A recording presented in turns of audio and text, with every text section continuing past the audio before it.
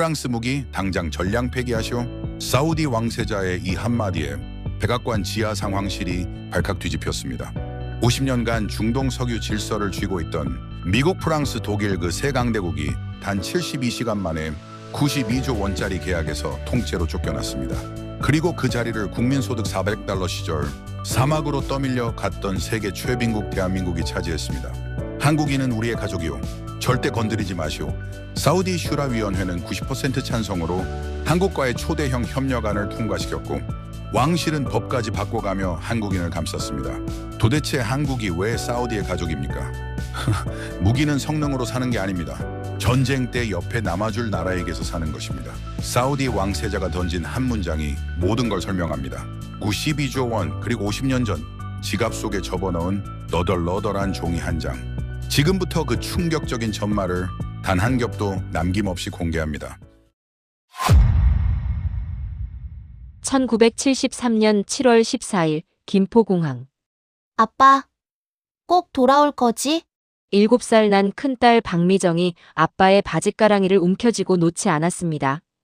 아빠 박태수의 손에는 찢어진 여권 하나와 라면 박스에 담긴 짐 보따리 하나. 그게 전부였습니다. 1973년. 대한민국 국민소득 $400. 공무원 한 달 월급이 쌀 한 가마니 값이던 시절. 박태수는 32살 경기도 이천에서 농사짓던 평범한 농부였습니다. 그해 봄 작은 아들이 폐렴에 걸렸습니다. 동네 의원은 고개를 저었습니다. 서울 큰 병원에 가야 합니다. 수술비 최소 30만 원. 30만 원. 박태수가 논 새마지기 다 팔아도 안 되는 돈이었습니다. 그날 밤 아내 이순자가 이불 속에서 소리 없이 울었습니다. 박태수는 천장만 바라봤습니다. 천장에 뚫린 구멍 사이로 별이 보였습니다. 그 별이 그날따라 너무 차가웠습니다. 다음 날 아침 박태수는 읍내 해외개발공사 모집 공고 앞에 섰습니다. 사우디아라비아 건설 인력 모집. 월급 미화 $100. 2년 계약. 기술 무관. 체력 양호자. $100. 한국 돈으로 약 14만 원. 2년이면 수술비를 갚고 빚도 갚고 논도 다시 살 수 있었습니다. 저 가겠습니다. 박태수는 떨리는 손으로 도장을 찍었습니다. 공고문에 작은 글씨로 이렇게 적혀 있었습니다. 현지 평균 기온 섭씨 50도. 박태수는 그게 무슨 뜻인지 그때는 몰랐습니다. 비행기가 제다 공항에 내린 순간 박태수는 숨이 턱 막혔습니다. 활주로에 발을 디디자마자 신발 밑창이 녹아내렸습니다. 이게 뭡니까? 같이 내린 젊은 청년이 휘청거렸습니다. 공항 바닥 온도 75도. 공기 온도 52도. 아라비아 반도의 여름이었습니다. 버스가 사막 한가운데 멈췄습니다. 끝도 없는 모래 언덕. 건물도 나무도 그림자조차 없었습니다. 그곳이 앞으로 2년간 그들이 살 주베일 산업항 건설 현장이었습니다. 숙소는 컨테이너 박스였습니다. 에어컨은 없었습니다. 선풍기 한 대가 컨테이너 하나에 달려 있었지만 모래바람 때문에 반나절이면 모터가 탔습니다. 첫날 밤 박태수 옆자리에 있던 충청도 출신 김영복이 말했습니다. 형님, 저 오늘 집 생각하다가 3번 울었습니다. 박태수는 대답하지 못했습니다. 자기도 이미 4번 울었기 때문입니다. 새벽 4시. 사이렌이 울렸습니다. 낮 11시부터 오후 4시까지는 인간이 버틸 수 없는 온도. 그래서 한국 노동자들은 새벽 4시부터 오전 10시까지 그리고 저녁 5시부터 밤 10시까지 일했습니다. 그러던 어느 날이었습니다. 박태수가 철근을 나르다가 저쪽 모래 언덕 위에서 쓰러지는 사람을 봤습니다. 한국인이 아니었습니다. 머리에 흰 천을 두른 12살쯤 돼 보이는 아랍 소년이었습니다. 주변엔 아무도 없었습니다.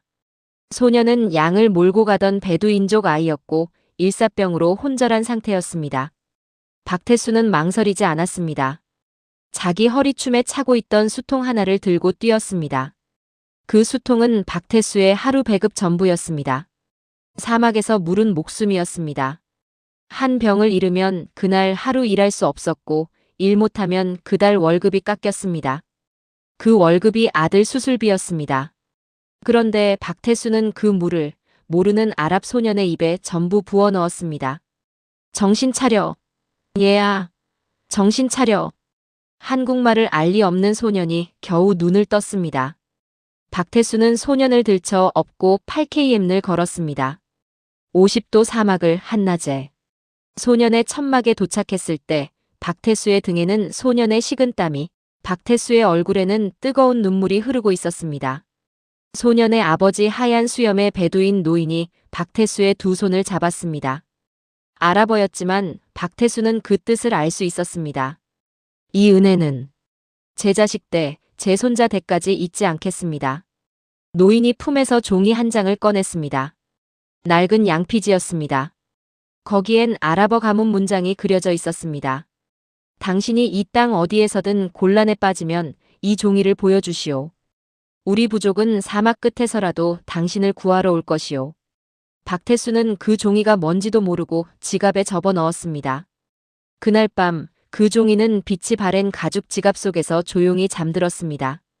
그때 박태수는 몰랐습니다. 그 종이 한 장이 50년 뒤 92조 원을 움직이게 될 줄은. 달 뒤 더 큰 사건이 터졌습니다. 주베일 공사장에서 대형 사고가 났습니다. 송유관이 폭발했고 한국인 노동자 38명이 사막 한가운데 고립됐습니다. 현장은 난장판이었습니다. 미국인 감독관은 차를 타고 먼저 도망쳤습니다. 프랑스 기술자들은 무전기를 내팽개쳤습니다. 38명의 한국인들은 타들어가는 송유관 옆에서 구조를 기다렸습니다. 사막 한복판, 기온 54도. 물도 없고 통신도 끊겼습니다. 그때 모래 언덕 너머에서 낙타떼가 몰려왔습니다. 하얀 천을 두른 베두인족 수십 명. 그 맨 앞에 선 노인이 외쳤습니다. 박태수. 박태수는 어디 있는가? 박태수가 비틀거리며 일어섰습니다.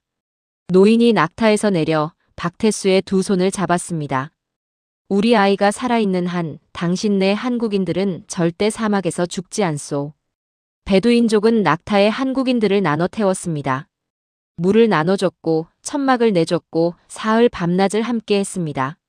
38명 전원 생존. 이 사건은 한국 언론에 단 한 줄도 실리지 않았습니다. 박태수는 계약 규정상 개인 사건을 외부에 말할 수 없었기 때문입니다. 하지만 사우디 왕실의 비밀 보고서에는 이 사건이 이렇게 적혔습니다. 1973년 8월. 한 한국인 농부가 베두인족 족장의 손자를 구했다. 그 대가로 베두인족은 한국인 38명의 목숨을 구했다. 이것이 한국과 사우디의 진짜 첫 계약이었다. 그 손자의 이름은 파하드 빈 압둘라. 현재 사우디 왕실 서열 7위. 모하메드 빈 살만 왕세자의 외삼촌입니다. 50년 뒤 92조 원 계약서에 결제 도장을 찍은 바로 그 사람입니다. 1974년 겨울. 박태수는 사막에서 1년을 보냈습니다. 그는 100달러 중 90달러를 매달 한국으로 붙였습니다. 자기 손에 남은 건 10달러. 담배도 술도 고기도 없었습니다. 어느 날 한국에서 편지 한 통이 왔습니다. 아내 이순자의 편지였습니다. 여보, 영수 작은 아들가 일어섰어요. 걸었어요. 의사 선생님이 기적이라고 했어요. 여보, 부탁이 하나 있어요. 거기 사막 사람들한테 우리가 줄 수 있는 게 있으면 주세요. 우리 영수를 살려준 나라잖아요. 우리 한국 사람들은 은혜를 잊으면 안 되는 민족이에요. 당신이, 우리 한국이 거기서 좋은 사람으로 남아줘요. 박태수는 그 편지를 읽고 컨테이너 박스 뒤에서 소리내어 울었습니다. 그리고 그날부터 그는 자기가 받던 약 한 봉지, 식량 한 줌까지 아랍 아이들에게 나눠주기 시작했습니다. 월급에서 10달러를 떼어 베두인족 마을 우물을 파는데 보탰습니다. 10달러면 한국 돈 4,000원. 당시 한국 농부에게는 피 같은 돈이었습니다. 박태수만 그런 게 아니었습니다. 주베일 현장에 있던 한국인 노동자 17만 명, 그들 거의 모두가 그랬습니다. 그들이 사막에 남긴 것은 항구만이 아니었습니다. 우물, 학교, 아이들의 이름, 그리고 은혜라는 한국식 정서. 사막 민족에게 처음 심어진 그 두 글자였습니다. 1975년 7월 14일. 꼭 2년 만이었습니다. 박태수는 주베일 공사장을 떠나는 버스에 올랐습니다.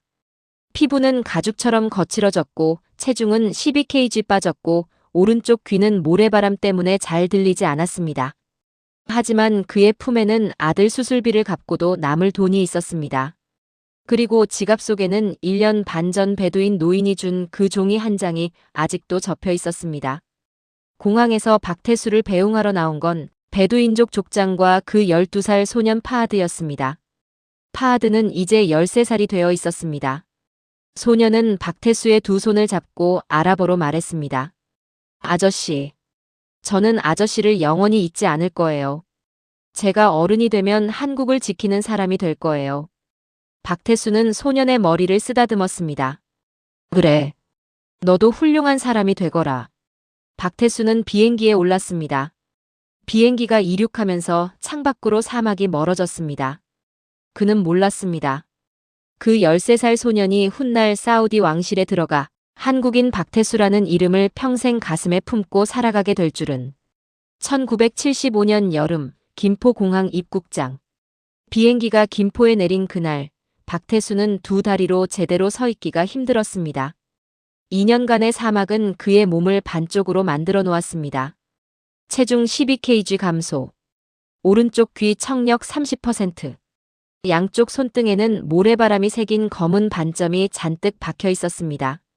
입국장 유리문이 열렸을 때 박태수는 아내 이순자를 한눈에 알아보지 못했습니다. 2년 전보다 더 야윈 아내가 4살배기 영수의 손을 잡고 서 있었습니다. 그 옆에는 이제 9살이 된 큰딸 미정이. 미정이는 아빠를 보자마자 울지 않았습니다. 웃지도 않았습니다. 그냥 얼어붙은 것처럼 서 있었습니다. 미정아. 아빠야. 아빠 왔어. 박태수가 한 발짝 다가가자 미정이가 뒤로 한 발짝 물러섰습니다. 그리고 엄마 뒤로 숨으며 조그맣게 말했습니다. 엄마. 저 아저씨 누구야? 박태수는 그 자리에 무릎이 꺾였습니다. 7살에 떠난 아빠를 9살 된 딸이 알아보지 못하는 것. 그것은 사막 54도보다 더 뜨거운 가슴을 태우는 통증이었습니다. 이순자가 미정이의 등을 토닥이며 귓속말을 했습니다. 미정이가 한참을 망설이다가 아주 천천히 아빠 품으로 걸어왔습니다. 박태수는 딸을 끌어안고 공항 바닥에서 짐승처럼 울었습니다. 집에 돌아온 박태수의 품에는 총 2,200달러가 있었습니다. 당시 환율로 약 350만 원. 대기업 부장 2년치 연봉이었습니다. 그는 그 돈으로 작은 아들 영수의 밀린 병원비를 갚았고 잃어버린 논 새마지기를 되찾았고 초가지붕을 슬레이트로 바꿨고 마을 공동 우물에 도르래를 달았습니다. 마을 사람들이 모두 박태수의 집으로 몰려왔습니다. 태수야, 너 진짜 부자 됐구나. 사막 가면 그렇게 돈이 많이 벌리나? 박태수는 웃기만 했습니다. 아무 말도 하지 않았습니다. 마을 사람들이 돌아간 밤, 그는 방구석에 앉아 지갑을 열었습니다.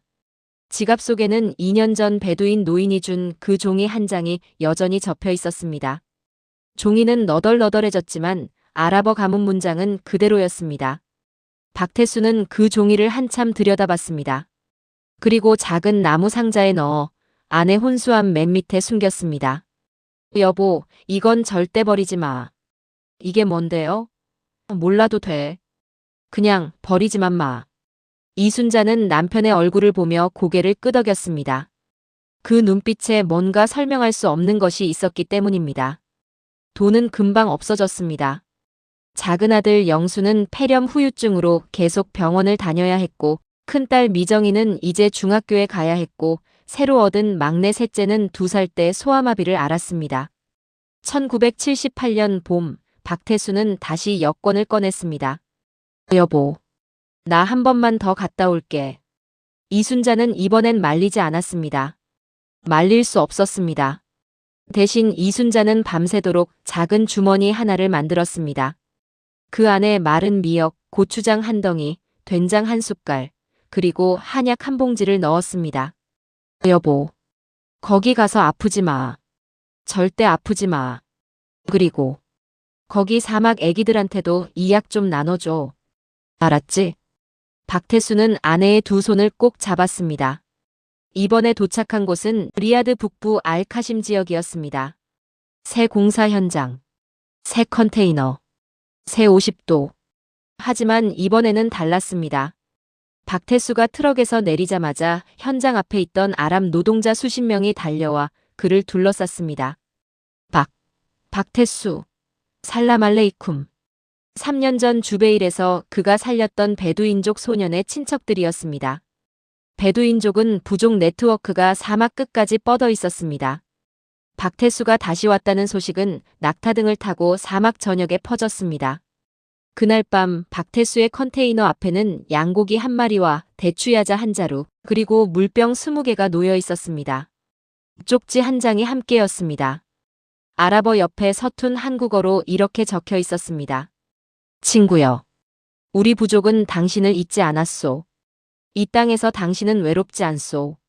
박태수는 그 쪽지를 읽고 또 울었습니다. 박태수는 1978년부터 1984년까지 6년을 더 사막에서 보냈습니다. 그 6년간 그는 한국에 총 11번 편지를 보냈고 2번 귀국했습니다. 그 6년간 그는 무엇을 했을까요? 낮에는 철근을 날랐습니다. 밤에는 사막 마을의 아이들에게 한국에서 가져온 약을 나눠줬습니다. 박태수는 사막 아이들이 설사병으로 죽는다는 걸 알았습니다. 한국 약 한 봉지면 살릴 수 있는 목숨이 사막에서는 허망하게 사라지고 있었습니다. 그는 월급의 10%를 떼어 약을 샀습니다. 한 달에 $20. 그 돈으로 100명의 아랍 아이들이 살 수 있었습니다. 6년간 약 7,200명의 사막 아이들이 박태수의 약을 먹었습니다. 박태수는 그들의 이름을 하나도 몰랐습니다. 아이들도 박태수의 이름을 정확히 발음하지 못했습니다. 그래서 아이들은 박태수를 이렇게 불렀습니다. 알마이너스 코리아. 알마이너스 앞 알마이너스 코리아. 한국 아빠란 뜻이었습니다. 1984년 박태수가 마지막으로 사막을 떠날 때 리야드 북부 사막 마을에는 이미 한국 아빠라는 전설이 자라고 있었습니다. 그가 직접 판 우물이 12개. 그가 가르친 아이가 수백 명. 그가 살린 목숨이 수천 명. 하지만 한국 정부도 한국 언론도 이 사실을 단 한 줄도 기록하지 않았습니다. 박태수는 그저 사우디 갔다 온 농부 아저씨였습니다. 박태수는 1985년 이후 다시는 사막에 가지 않았습니다. 대신 이천 고향집에서 다시 농사를 지었습니다. 논 5마지기, 고추밭 200평, 그리고 아내와 세 아이. 그게 박태수의 세상이었습니다. 큰딸 미정이는 간호대학을 나와 서울대학병원 간호사가 됐습니다. 작은 아들 영수는 공업고등학교를 나와 현대중공업에 취직했습니다. 막내딸 은지는 소아마비 후유증으로 다리를 저는 채로 동네 작은 문방구를 열었습니다. 박태수는 세 아이를 모두 자기 손으로 키웠습니다. 그 돈의 대부분은 사막에서 번 돈이었습니다. 1990년대가 지나고 2000년대가 왔습니다. 한국은 월드컵을 열었고 삼성은 세계 1위가 됐고 K-POP 일본에 상륙했습니다. 하지만 박태수는 그 어떤 것도 누리지 못했습니다. 그는 2001년 폐 섬유증 진단을 받았습니다. 사막의 모래먼지가 20년 뒤에 그의 폐를 갉아먹고 있었던 겁니다. 의사가 말했습니다. 선생님, 사막 일하셨죠? 규소 폐증입니다. 치료는 가능합니까? 완치는 어렵습니다. 관리만 가능합니다. 박태수는 고개를 끄덕이고 병원을 나왔습니다. 그날 밤 그는 지갑을 꺼내 베두인 노인이 준 그 종이를 다시 봤습니다. 종이는 이제 정말 너덜너덜했습니다. 아랍어 가문 문장도 반쯤 지워졌습니다. 박태수는 그 종이를 조심스럽게 접어 다시 지갑에 넣었습니다. 아무에게도 말하지 않았습니다. 자기 병도 그 종이도. 박태수가 74살이던 2015년 가을. 서울에서 간호사로 일하던 큰딸 미정이가 어느 날 이상한 편지 한 통을 들고 고향집에 내려왔습니다. 봉투에는 아랍어와 영어가 섞여 있었습니다. 발신자 로이얼 코트 어브 소디 어레이비어, 리에드. 사우디아라비아 왕실. 박태수의 이름이 또박또박 적혀 있었습니다. 미스터. 파크 테이마이너스 수. 코리어. 박태수는 떨리는 손으로 봉투를 열었습니다. 안에는 영어로 쓰인 짧은 편지 한 장과 사진 한 장이 있었습니다. 사진 속에는 50이 넘은 중년 남자가 1973년에 찍은 흑백 사진을 손에 들고 서 있었습니다. 흑백 사진 속에는 젊은 박태수가 12살짜리 아랍 소년을 등에 업고 웃고 있었습니다. 편지는 이렇게 시작됐습니다. 친애하는 박태수 선생님께. 저는 1973년 주베일 사막에서 당신에게 목숨을 빚진 파하드입니다. 저는 그해 12살이었습니다. 지금은 54살이 되었고 사우디 왕실에서 일하고 있습니다. 40년 동안 저는 당신을 찾으려 했습니다. 하지만 당신의 이름 석자 박태수만으로는 5천만 한국인 중에서 당신을 찾기가 너무 어려웠습니다. 저는 한국에 3번 갔습니다. 서울, 부산, 대구의 주민센터를 돌았습니다. 아무도 당신을 몰랐습니다. 그러다 올해 봄 해외개발공사 1973년 파견자 명부에서 당신의 이름을 찾았습니다. 박태수. 경기도 이천. 주베일 1차 파견조. 저는 이 편지를 쓰는데 40년이 걸렸습니다. 살아계셔서 고맙습니다. 꼭 한번 리야드로 초대하고 싶습니다. 모든 비용은 저희 왕실이 부담합니다. 당신은 저에게 아버지 같은 분이십니다. 파하드 빈 압둘라 올림. 박태수는 편지를 다 읽고 한참을 말없이 앉아 있었습니다. 큰딸 미정이가 조심스럽게 물었습니다. 아빠, 이거 진짜야? 박태수는 고개를 끄덕였습니다. 그리고 지갑에서 42년간 간직해온 그 너덜너덜한 종이를 꺼냈습니다. 미정이는 그 종이를 보고 처음으로 아빠의 인생을 알게 됐습니다. 42년간 아빠가 지갑 속에 품고 있던 비밀. 미정이는 아빠의 무릎에 엎드려 40분간 울었습니다. 나는 못 간다. 그날 밤 박태수는 아내 이순자에게 조용히 말했습니다. 여보, 나 사우디 못 가. 왜요? 내 폐가. 비행기 못 타. 의사가 안 된대. 이순자는 남편의 손을 잡았습니다. 박태수의 손은 이미 검버섯이 가득했고 손톱은 까맣게 변해 있었습니다. 여보, 그 파하드라는 사람. 초대한 거잖아요. 가시지 그래요. 아니야. 난 됐어. 왜요? 박태수는 천장을 바라보며 조용히 말했습니다. 내가 그때 그 아이를 살린 건 뭘 바라고 한 게 아니었잖아. 그런데 이제 와서 왕실 대접 받으러 가면 그게 꼭 빚 받으러 가는 것 같잖아. 난 그냥 농부로 죽을래. 이순자는 남편을 쳐다봤습니다. 이 사람이 40년간 한마디도 자기 자랑을 하지 않은 이유를 그제야 알았습니다. 박태수는 답장을 쓰지 않았습니다. 사우디 왕실에서 다시 편지가 왔습니다. 3번, 4번, 5번. 박태수는 끝내 답장을 쓰지 않았습니다. 2019년 3월 마지막 밤. 2019년 봄 박태수의 폐는 더 이상 버티지 못했습니다. 이천 작은 병원. 1인실. 산소호흡기. 병상 옆에는 큰딸 미정이, 작은 아들 영수, 막내딸 은지, 그리고 아내 이순자가 있었습니다. 의사는 오늘 밤을 넘기기 힘드실 것 같습니다. 라고 했습니다. 박태수는 산소 마스크를 쓴 채 힘겹게 눈을 떴습니다. 그는 떨리는 손으로 아내의 손을 잡아당겼습니다. 이순자가 귀를 박태수의 입에 가까이 댔습니다. 여보, 그 종이. 네, 그 종이 버리지 마. 네, 안 버려요. 그리고 파하드한테. 박태수는 기침을 3번 했습니다. 피가 산소 마스크에 튀었습니다. 파하드한테 전해줘. 뭐라고요, 여보? 한국 사람은 은혜를 잊지 않는다고. 그리고 너도 그렇게 살라고. 박태수는 가늘게 웃었습니다. 40년 사막이 새긴 주름이 그 웃음에 가득했습니다. 그리고 조용히 덧붙였습니다.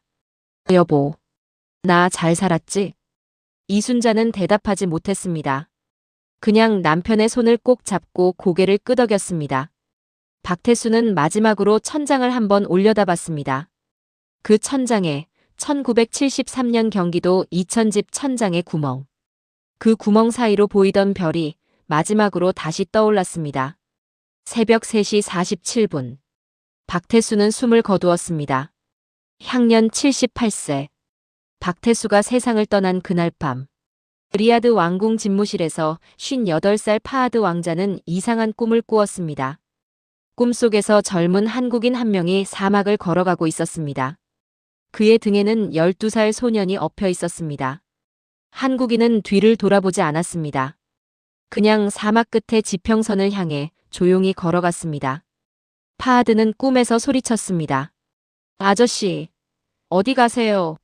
아저씨. 한국인은 대답하지 않았습니다. 그냥 지평선 너머로 사라졌습니다. 파하드가 깼을 때 그의 얼굴은 젖어 있었습니다. 그는 즉시 비서를 불렀습니다. 한국 이천에 연락해라. 박태수 선생의 소식을 확인해라. 3시간 뒤 비서가 돌아와 고개를 숙였습니다. 왕자님, 박태수 선생께서 오늘 새벽에 별세하셨다고 합니다. 파하드는 한참을 말하지 않았습니다. 그리고 조용히 일어나 창문 앞에 섰습니다. 리야드의 새벽 하늘은 그날따라 이상하게도 이천의 하늘과 똑같은 색이었습니다.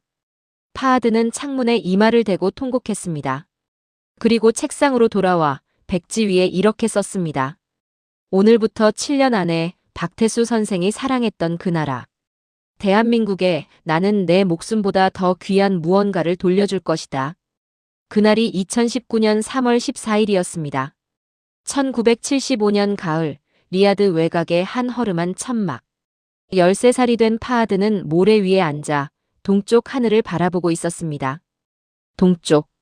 그곳이 한국이 있는 방향이라고 아버지가 알려줬기 때문입니다. 파하드의 아버지 셰이크 압둘라는 베두인족 알-무르라 부족의 족장이었습니다. 그러나 사우디 왕실의 먼 친척이기도 했습니다. 왕가의 수많은 반개 중 하나. 잊혀진 사막의 혈통이었습니다. 그해 겨울, 파하드의 운명이 바뀌었습니다. 사우디 국왕 파이살이 암살당한 뒤 왕실은 전국의 왕가 혈통을 다시 모으기 시작했습니다.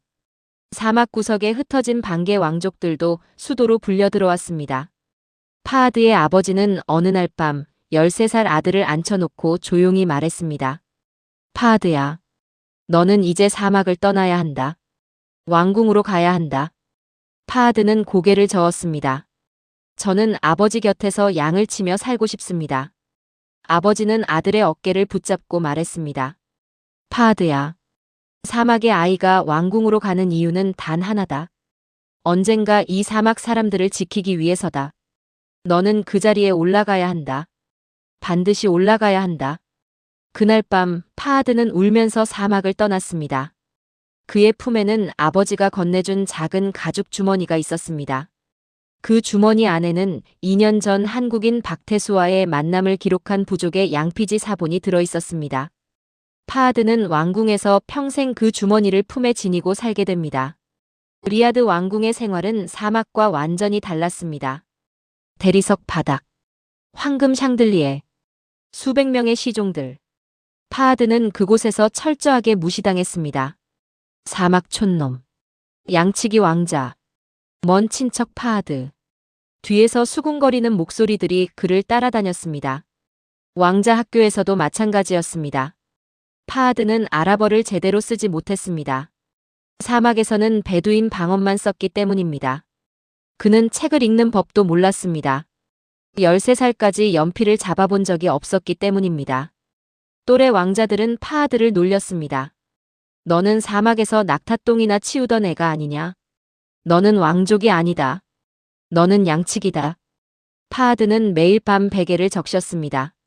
그러나 그는 단 한 번도 사막으로 돌아가고 싶다고 말하지 않았습니다.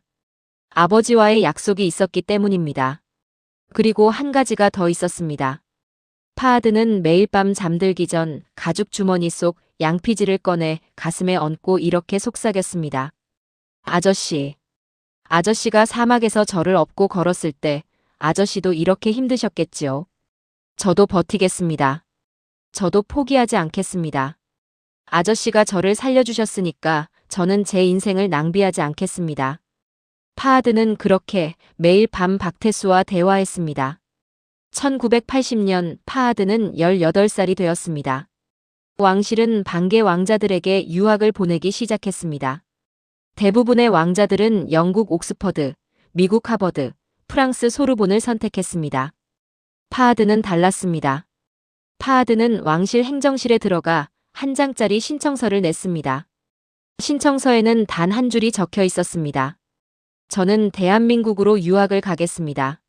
왕실 행정관은 신청서를 보고 웃음을 터뜨렸습니다. 왕자님, 한국은 유학 보내는 나라가 아닙니다. 노동자를 데려오는 나라입니다. 농담이시지요? 파하드는 웃지 않았습니다. 저는 한국으로 가겠습니다. 제가 갈 대학은 서울대학교입니다. 행정관은 한참을 쳐다봤습니다. 그리고 서류를 받아들었습니다. 며칠 뒤 왕실은 파하드의 결정을 승인했습니다. 반개 왕자의 선택 따위에 왕실이 크게 관심을 가질 이유가 없었기 때문입니다. 1981년 3월 파하드는 서울 김포공항에 내렸습니다. 그의 손에는 작은 여행 가방 하나와 늘 품에 간직한 가죽 주머니가 전부였습니다. 그는 왕자 신분을 숨겼습니다. 자신을 그냥 사우디에서 온 유학생 파하드 압둘라로 소개했습니다. 기숙사도 신촌의 좁은 하숙집을 골랐습니다. 쌀밥과 김치찌개를 처음 먹은 날 파하드는 울었습니다. 너무 매워서가 아니었습니다. 하숙집 주인 아주머니가 그에게 말했던 한마디 때문이었습니다. 아이고 학생. 이역만리 먼 데서 와서 고생이 많네. 많이 먹어. 밥은 언제든 더 퍼줄게. 우리 집 아들이라고 생각해. 파하드는 숟가락을 놓고 조용히 부엌 뒤로 가서 울었습니다. 8년 전 사막에서 박태수가 그에게 했던 그 눈빛과 똑같은 눈빛이었기 때문입니다. 이 나라는 핏줄이 아닌 사람에게도 밥을 퍼주는구나. 이 나라는 이방인에게도 아들이라 부르는구나. 그 순간 파하드는 깨달았습니다. 박태수는 특별한 한국인이 아니었습니다. 박태수는 그냥 평범한 한국인이었던 것입니다. 파하드는 서울대학교 경제학과에 입학했습니다. 그는 4년간 한국어를 완벽히 익혔고 한국 역사를 전공 수준으로 공부했고 심지어 판소리 흥보가까지 외웠습니다. 그의 학사 졸업 논문 제목은 이것이었습니다. 가난한 나라가 세계로 나가는 방식. 1970년대 한국 해외 건설 노동자 17만 명의 경제사적 의미. 논문 마지막 장에는 이런 헌사가 적혀 있었습니다.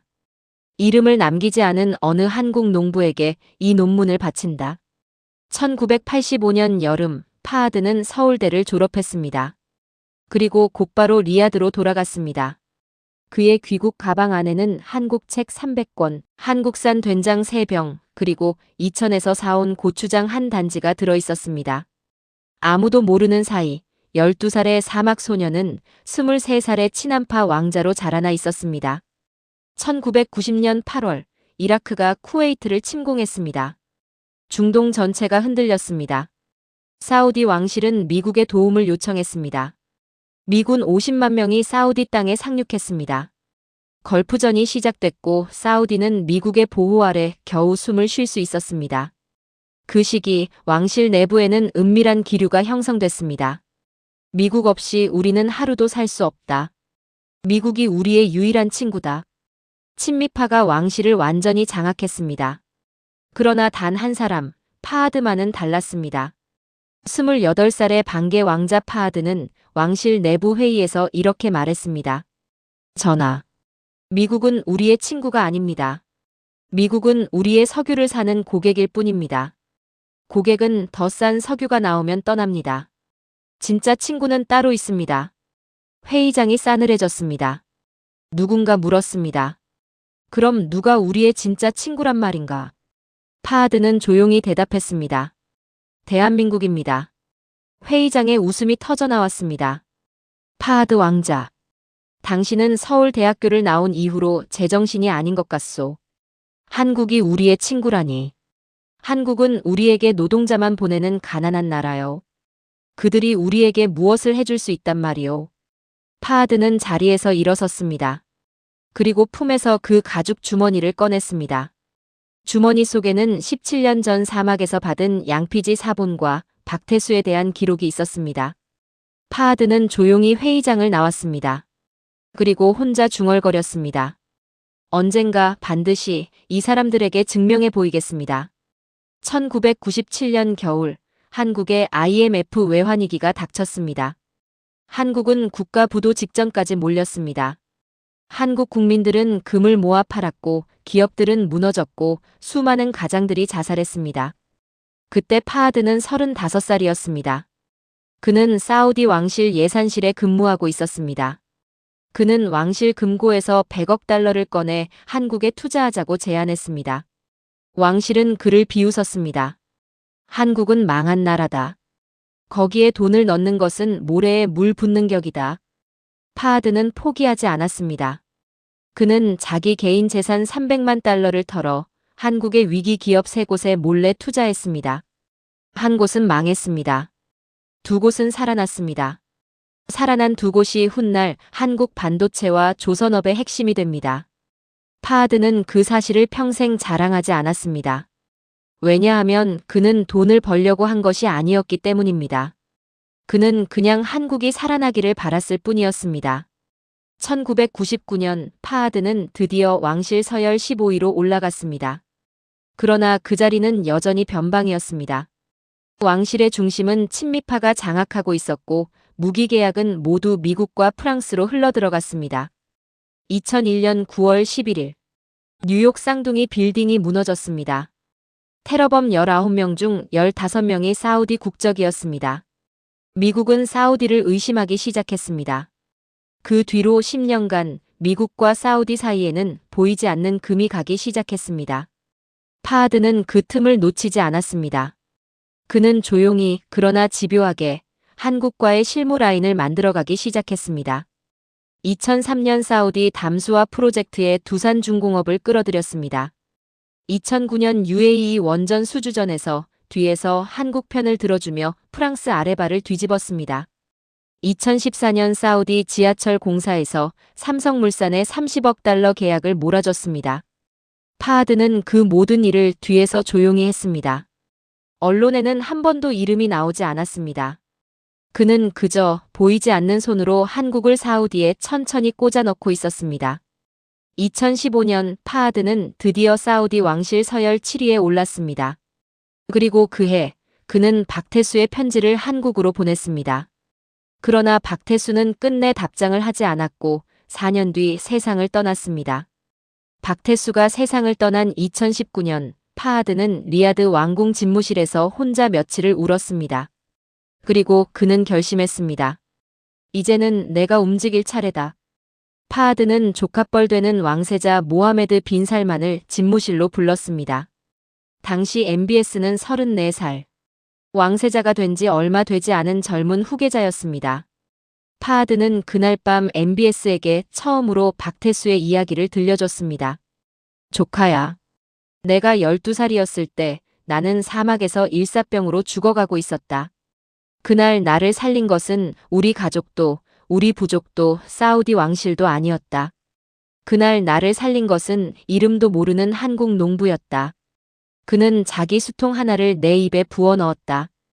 그 수통은 그의 하루 목숨이었다. 그는 그것을 아낌없이 나에게 줬다. 그리고 50도 사막을 8km나 걸어서 나를 우리 천막까지 업어다 주었다. MBS는 처음 듣는 이야기였습니다. 그는 조용히 듣고 있었습니다. 파하드는 계속 말했습니다. 조카야. 너는 지금 사우디를 개혁하고 있다. 비전 2030. 네옴시티. 석유 없는 미래. 좋다. 다 좋다. 그러나 한 가지만 기억해다오.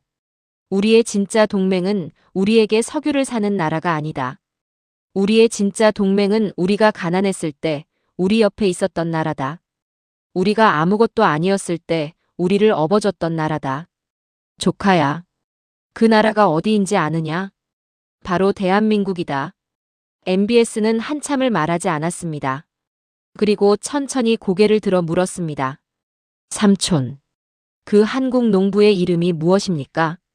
파하드는 조용히 대답했습니다. 박태수. 박태수 선생이시다. 그분은 작년에 돌아가셨다. 나는 그분을 끝내 다시 만나지 못했다. MBS는 눈을 감았습니다. 그리고 천천히 입을 열었습니다. 삼촌. 저는 약속합니다. 제가 왕이 되기 전에 사우디와 한국을 세계 어떤 두 나라보다 더 가까운 형제로 만들겠습니다. 박태수 선생의 이름을 저의 기록에 남기겠습니다. 파하드는 조카의 손을 잡았습니다. 그리고 54년 만에 처음으로 가벼운 마음으로 잠들 수 있었습니다. 2025년 가을 리야드 왕궁. MBS 왕세자가 삼촌 파하드에게 약속한 지 6년이 지났습니다. 그 6년 동안 중동은 격변했습니다. 이란의 핵 위협, 이스라엘과의 긴장, 예멘의 내전, 그리고 러시아 우크라이나 전쟁으로 인한 유가 폭등.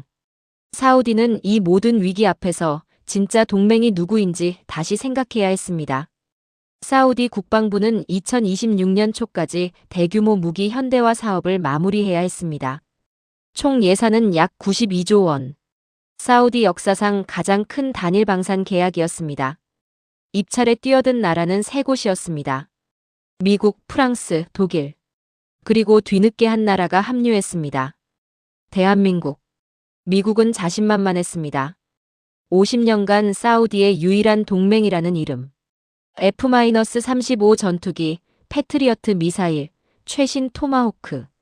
미국은 계약이 이미 자기들 것이라고 믿고 있었습니다.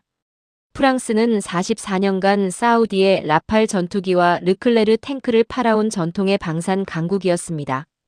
마크롱 대통령까지 직접 리야드를 방문해 사우디 왕세자에게 자신감 넘치는 미소를 보냈습니다. 독일은 라인메탈사의 최신 레오파드 2 A8 탱크와 방공 시스템을 앞세워 30년간 사우디 지상군 장비의 절반을 공급해왔습니다. 그리고 한국.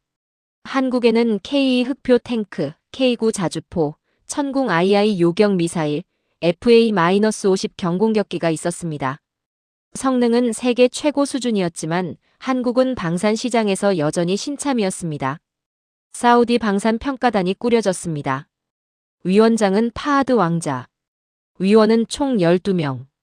그중 9명이 친미파, 2명이 친프랑스파, 1명만이 파하드의 사람이었습니다. 회의 첫날 친미파 위원장이 말했습니다. 이번 계약은 미국에 몰아줘야 합니다. 우리는 50년간 미국의 우산 아래 살아왔습니다. 그 은혜를 잊으면 안 됩니다. 파하드가 조용히 물었습니다. 은혜. 좋은 단어군요. 그렇다면 묻겠습니다. 1973년 석유 파동 때 미국이 우리 편을 들어줬습니까? 1990년 걸프전 때 미국은 우리를 도운 것입니까? 아니면 자기 석유를 지킨 것입니까? 2001년 9월 11일 이후 미국은 우리 국민을 범죄자 취급하지 않았습니까? 회의장이 싸늘해졌습니다. 파하드는 계속 말했습니다. 우리는 지금 진짜 친구를 골라야 합니다. 친구는 우리가 가장 힘들 때 옆에 있어주는 사람입니다. 1973년 우리가 가난했을 때 우리 사막에 들어와 우물을 파주고 아이들에게 약을 나눠주고 우리 베두인족과 피를 나눈 그 나라가 어디입니까? 위원들이 서로를 쳐다봤습니다. 파하드는 품에서 낡은 양피지 사본 하나와 2015년 한국에서 받은 사진 한 장을 꺼냈습니다. 사진 속에는 이천의 작은 농가 마당에서 환하게 웃고 있는 박태수 할아버지의 모습이 있었습니다. 이분이 1973년 사막에서 12살의 나를 업고 8km를 걸으신 분입니다. 이분의 이름은 박태수. 대한민국 경기도 이천의 농부였습니다. 이분은 자기 목숨과 같았던 수통의 물을 이름도 모르는 나에게 부어주셨습니다. 여러분, 저는 이분의 얼굴을 평생 잊은 적이 없습니다. 저는 이분의 나라를 평생 남처럼 여긴 적이 없습니다. 위원들은 조용히 사진을 돌려봤습니다. 그날 회의는 결론 없이 끝났습니다. 그리고 사흘 뒤 슈라 위원회가 소집됐습니다. 슈라 위원 150명 중 90명이 투표에 참여했습니다. 안건은 단 하나. 92조 원 방산 계약의 주 파트너를 결정하는 것. 투표 결과가 발표됐습니다. 대한민국. 찬성 81표. 반대 9표. 기권 0표. 찬성률 90%. 사우디 왕실 역사상 단일 방산 계약에서 이만한 압도적 찬성은 없었습니다. 미국 국무부는 폭발했습니다. 워싱턴은 즉각 리야드 주재 미국 대사를 불러 강력 항의했습니다. 이건 50년 동맹에 대한 배신이요. 이건 외교적 차별이오. 한국이 뇌물을 뿌린 게 틀림없소. 프랑스 마크롱 대통령은 자존심이 무너진 얼굴로 리야드행 전용기를 돌렸습니다. 독일 라인메탈사의 주가는 하루 만에 23% 폭락했습니다. 그러나 사우디는 흔들리지 않았습니다. MBS 왕세자는 기자회견장에서 단 한 문장으로 모든 논란을 잠재웠습니다. 무기는 성능으로 사는 것이 아닙니다. 무기는 전쟁이 났을 때 옆에 남아줄 나라에게서 사는 것입니다. 그리고 그는 덧붙였습니다. 우리는 한국을 택했습니다. 왜냐하면 한국은 우리가 가난했을 때 우리 사막에 우물을 파준 유일한 나라이기 때문입니다. 한국은 우리의 형제입니다. 2026년 3월 14일.